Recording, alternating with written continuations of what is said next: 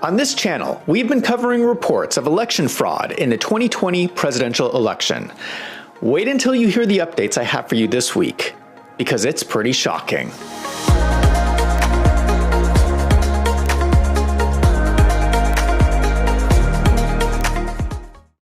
In the 2020 election, there were 5 swing states: Georgia, Wisconsin, Pennsylvania, Arizona, and Michigan. I'm putting up the vote difference in each state that determined the winner.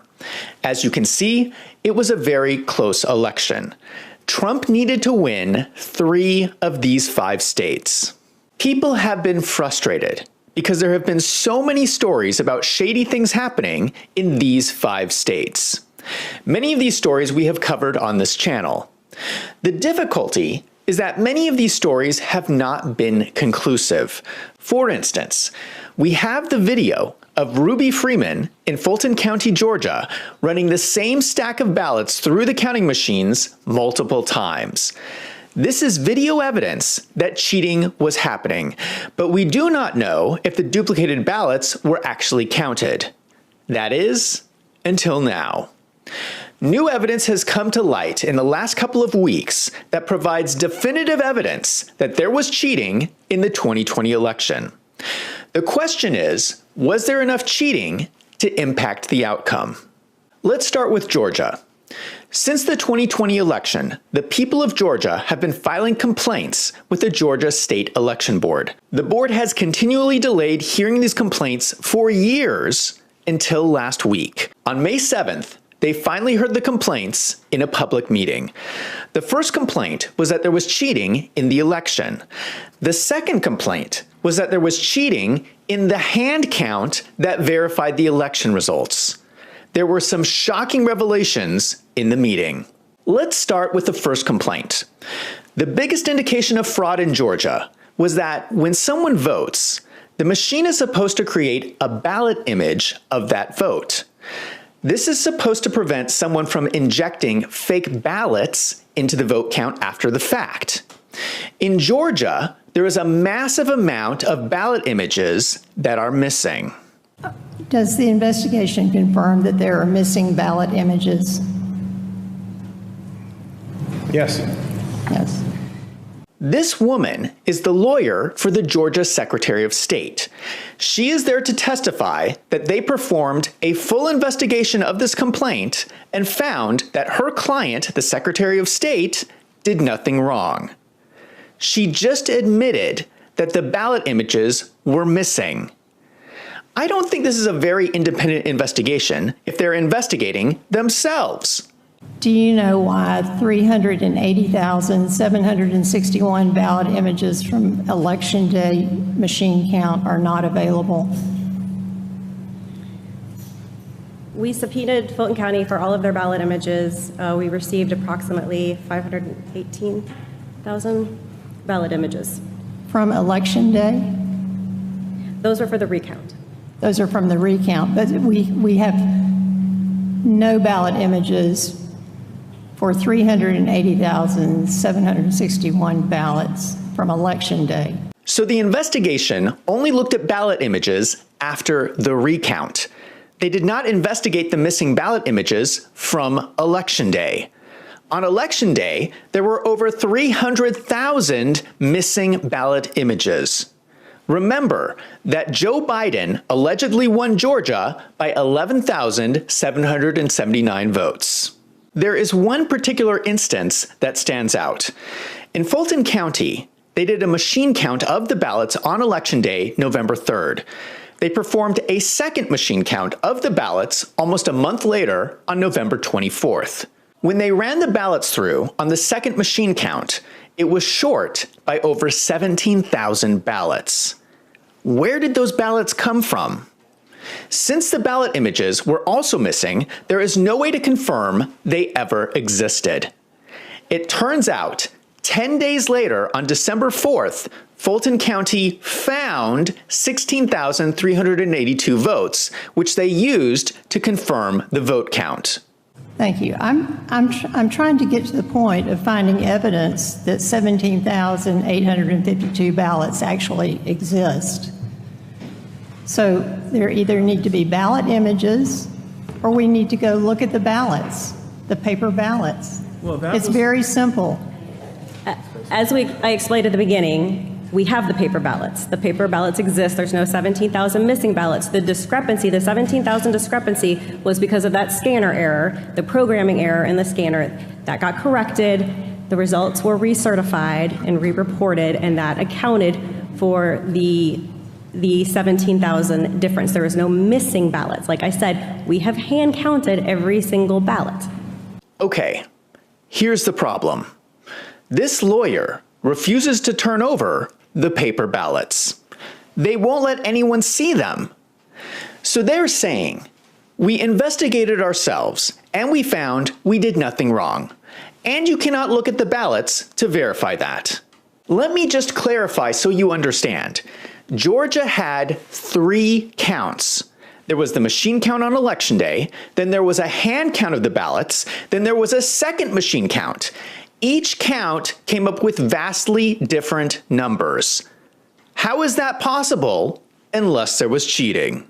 There's 3 counts and there's 3 different numbers, and I would think that the third count, the machine count too, which is the third count, coming right off of the hand count that took those very same ballots and ran them through the big ICC fast scanners, should have come up with the same number. And it did not come up with the same number. So the counts don't agree. 1, 2, and 3, they don't agree. Here's the shocking part. The lawyer for the Secretary of State admits there was wrongdoing during the election. Now, they're not admitting it was enough to change the outcome, but this is the first time they are admitting that there were duplicate ballots and improper procedures. And the conclusion of this investigation, which we will get into the details of in a minute, is that Fulton County used improper procedures during the recount of the presidential contest in 2020. The investigation also shows that there are some duplicative ballot images in the ballot images that Fulton County provided. And this suggests that some ballots may have been scanned more than once. But what cannot be decided conclusively or confirmed conclusively is whether or not those duplicative ballot images were included in the count. So we don't know for certain whether or not those were in the tabulated results, and we will get into why that is during the case presentation. They are admitting that there was cheating and illegal activity during the election. Okay, so both sides now admit there was cheating. What would normally happen is the Board of Elections would refer the matter to the Attorney General for investigation and prosecution. But for some reason, the board members would not vote to send it to the Attorney General. What is going on? We have both sides agreeing that there was cheating in the most hotly contested election in history. Why would they not recommend an investigation to the Attorney General? This exposes the main problem. This evidence exposes that the cheating was not just in the voting, but it was also in the hand count afterwards. The Secretary of State and the governor themselves could have been involved here. They're not going to arrest themselves for corruption. Normally, for corruption at this scale, the FBI should step in. But a federal agency is not going to step in because Joe Biden is the one who benefited. So we have all this evidence, but unless someone is willing to prosecute, nothing is going to happen. But what is ironic is that President Trump is currently being prosecuted in Georgia for protesting the 2020 election. They're trying to throw him in prison when at the same time they are admitting that there was cheating. This is blatant corruption. Let's move to Wisconsin. This is another swing state that Trump lost by 20,682 votes. Keep that number in mind. Last week, Milwaukee election director Claire Woodall-Vaugh was fired. The Democrat mayor of Milwaukee did not give a reason for firing Claire Woodall-Vaugh. If you remember, this was the same city where 140,000 ballots for Joe Biden were found and counted in the middle of the night. New revelations came from this tweet, which reads, I took her sworn deposition in a lawsuit I filed against her as Milwaukee City Election Clerk. She printed 64,000 ballots in the back conference room of City Hall, room 501, for the November 3rd, 2020 election. She had city employees and others fill some of those out on the 4th, 6th, and other floors of City Hall. It sounds like this woman is admitting under oath that there was cheating during the 2020 election. They're filling out 64,000 extra ballots for Joe Biden. Remember that Trump lost by only 20,682 votes. Just like in Georgia, this is an admission from both sides that there was cheating in the 2020 election. Now, I know that some of you are going to be worried about the next election. How are we going to prevent the Democrats from going into the back room and filling out 64,000 extra ballots for Joe Biden? There is a big difference with this next election. If you remember, the Republicans did file many lawsuits in 2020 challenging the election results. Most of these lawsuits were thrown out based on a legal concept called latches. This concept says that if Republicans had concerns about the election process, they should have filed a lawsuit before the election. So even though there was evidence of wrongdoing, the court never even heard the evidence. They just threw the case out. This same thing happened to the lawsuits in the state of Wisconsin. The reason this happened was because this was an easy way for spineless judges to weasel out of making a decision. No judge wants the spotlight of being the person to overthrow an election. So all the judges got together and just said, latches, latches, latches. And they threw everything out. They're not going to be able to do that again in 2024. This time, Republicans have sued before the election in all the swing states, that if the same shady things happen, they will at least be guaranteed a trial, depositions, and review of the ballots. That's a huge difference, and these spineless judges won't be able to weasel out of a decision this time. Let's move to Arizona. This is another swing state that Trump lost by only 10,457 votes. New evidence has been revealed from Maricopa County's own records showing illegal ballots that were counted. This is a chart of the number of mail-in ballots that came in from the post office. The number marked in red are the illegal ballots that were received after Election Day. According to Arizona election rules, these are illegal ballots and should not have been counted. Mail-in ballots like these are particularly controversial because Maricopa County has not been following procedure to verify the signature on the ballots. Here's an image that shows signatures on ballots that are drastically different from the signatures on file. These are obviously fraudulent ballots. But apparently, Maricopa County is just counting whatever ballots come in. Now let's go back to this chart. Isn't the timing of this strange? The number of ballots that they're receiving goes down, down, down, and then suddenly, the day after the election, there is a sudden spike of mysterious ballots that just happens to be the right amount needed for Joe Biden to win the election. Here is the actual paperwork from Maricopa County showing the 18,000 ballots and the date after the election, proving that these ballots should not have been counted. This is more blatant evidence that there was cheating in the election.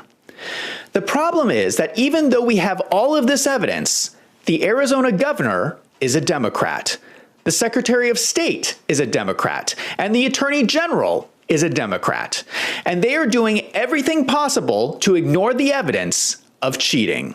What is so shocking in Arizona is that the Attorney General Chris Mays has charged 18 Republican leaders for the crime of being fake electors. In 2020, this group of people filed lawsuits disputing the election results. They created Republican electors to stand by awaiting the outcome of the lawsuit. This was all done in public and is the same legal process that has been done in other U.S. states. Chris Mays is trying to put these people in prison when there is blatant evidence not only that there was cheating, but that the wrong person was declared the winner. What is really telling is that Chris Mays herself only won her election by 280 votes. Do you think Chris Mays has motivation for keeping people from challenging election results? This looks to me like corruption. So let's go back to the numbers. Remember, Donald Trump needed to win 3 of the 5 swing states. In Georgia, Trump only needed 11,779 votes. In this one example, we have evidence that the vote counts were off by 17,000 ballots. That is evidence that Trump won Georgia. In Wisconsin, Trump only needed 20,682 votes. In this one example, the Milwaukee election director admitted to creating 64,000 fake ballots. That is evidence that Trump won Wisconsin. In Arizona, Trump only needed 10,457 votes. In this one example, we know that 18,000 ballots were illegally collected after Election Day.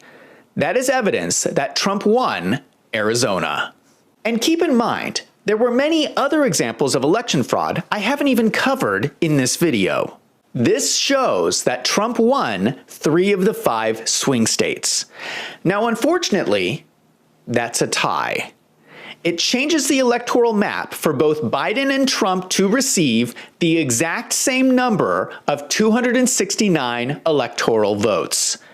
In that situation, the new House of Representatives would vote for the winner. If you remember, this was the time period when Nancy Pelosi controlled the House. I believe that under that scenario, Joe Biden would still have been declared the winner by Nancy Pelosi.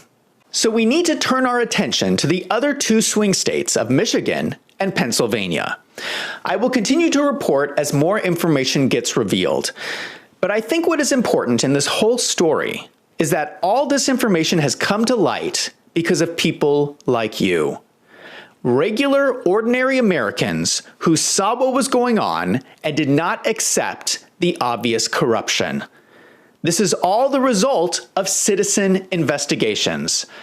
I know it's discouraging because it seems like these powerful people do not ever face justice for cheating. But you can hold them accountable by not giving up. Do not rest until every crime has been revealed and these people have been removed from their positions. That is how we win. Now I want to hear from you. Let me know down in the comments if you think that Donald Trump won the 2020 election. And if you like this video, don't forget to hit that subscribe button so you don't miss out on future videos. Also, there is a second video this week for members only. There was a brand new report that was just released on the investigation for the Baltimore Bridge collapse. The results are shocking, and the news media is not covering it. I'm going to be going through the report for members only on my website, wolvesandfinance.com. If you like these videos, the best way to support the channel is to sign up for a monthly membership on my website for $6 a month. So for channel members, head over to the website and check out the second video. I'm Zach from Wolves and Finance. Thank you for watching.